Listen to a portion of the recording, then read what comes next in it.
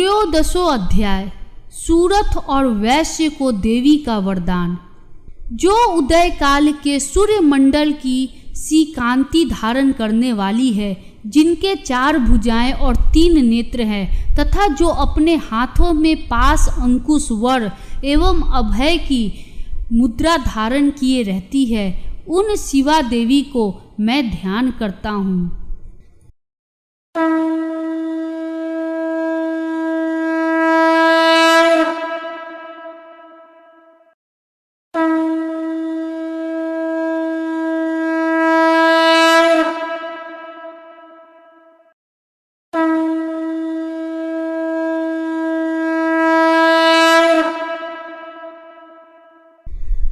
ऋषि कहते हैं, राजन, इस प्रकार मैंने तुमसे देवी के उत्तम महात्म्य का वर्णन किया, जो इस जगत को धारण करती है। उन देवी का ऐसा ही प्रभाव है, वे ही विद्या उत्पन्न करती है।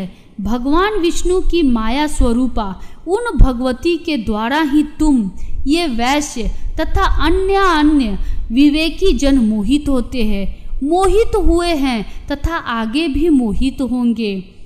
महाराज, तुम उन्हीं परमेश्वरी की शरण में जाओ।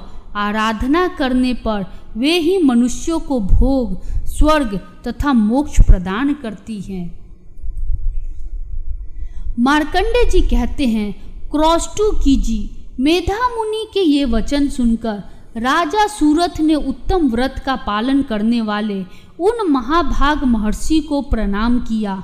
वे अत्यंत ममता और राज्य अपहरण से बहुत खिन्न हो चुके थे। महामुने, इसीलिए विरक्त होकर वे राजा तथा वैश्य तत्काल तपस्या को चले गए और वे जगदम्बा के दर्शन के लिए नदी के तट पर रहकर तपस्या करने लगे। वे वैश्य उत्तम देवी सूक्त का जप करते हुए तपस्या में प्रवृत्त हुए। वे दोनों नदी के तट पर देवी की मिट्टी की मूर्ति बनाकर पुष्प, धूप और हवन आदि के द्वारा उनकी आराधना करने लगे। उन्होंने पहले तो आहार को धीरे धीरे कम किया, फिर बिल्कुल निराहार रहकर देवी में ही मन लगाए एकाग्रता पूर्वक उनका चिंतन आरंभ किया। वे दोनों अपने शरीर के रक्त से प्रोक्षित बलि देते हुए लगातार 3 वर्ष तक संयम पूर्वक आराधना करते रहे। इस पर प्रसन्न होकर जगत को धारण करने वाली चंडिका देवी ने प्रत्यक्ष दर्शन देकर कहा।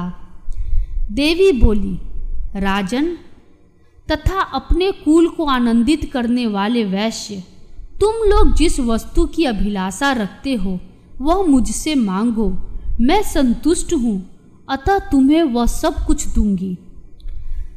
मार्कंडे जी कहते हैं, तब राजा ने दूसरे जन्म में नष्ट न होने वाले राज्य मांगा तथा इस जन्म में भी शत्रुओं की सेना को बलपूर्वक नष्ट करके पुनः अपने राज्य प्राप्त कर लेने का वरदान मांगा।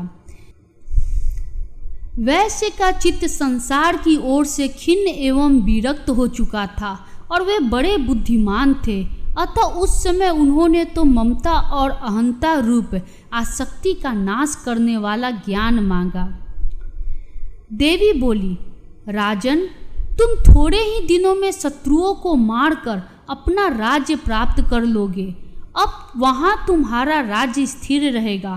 फिर मृत्यु के पश्चात तुम भगवान विवस्वान के अंश से जन्म लेकर इस पृथ्वी पर सावर्णिक मनु के नाम से विख्यात होगे।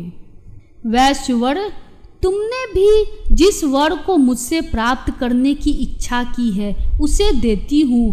तुम्हें मोक्ष के लिए ज्ञान प्राप्त होगा। मार्कंडे जी कहते हैं, इस प्रकार उन दोनों को मनोवांछित वरदान देकर तथा उनके द्वारा भक्ति पूर्वक अपनी स्तुति सुनकर देवी अंबिका तत्काल अंतर्धान हो गई। इस तरह देवी से वरदान पाकर क्षत्रियों में श्रेष्ठ सूरथ सूर्य से जन्म ले सावर्णी नामक मनु होंगे। इस प्रकार श्री मार्कंडे पुराण में सावर्णिक मनवंतर की कथा के अंतर्गत देवी महात्म्य में सूरथ और वैश्य को वरदान नामक 13वां अध्याय पूरा हुआ। जय माता दी।